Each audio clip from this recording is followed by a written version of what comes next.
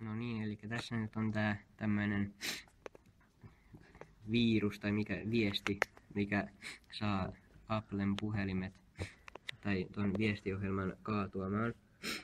Sitten, mä nyt lähetän tän ja me näytetään tässä, miten sen pystyy ottamaan pois.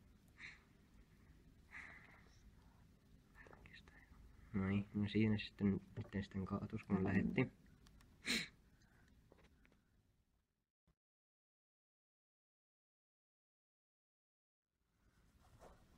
Näin, se ei toiminut enää.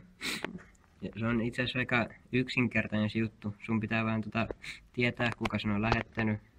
Lähetään jonkun pitkän viestin. Esimerkiksi nyt,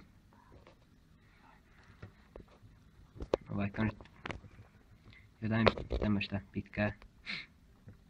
Ja lähetät sen tonne sille puhelimelle, johon on lähettänyt sen sama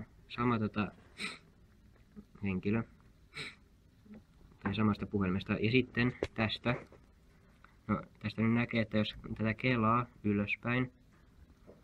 Ja sitten kun se tulee sen viestin kohdalle, niin sitten se kaatuu taas.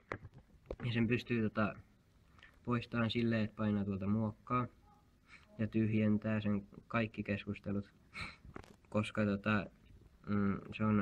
se tulee pelkästään sen takia, koska se ei pysty tunnistamaan sitä kirjainta tai kirjain yhdistelmää, jonka takia sitten kaatuu.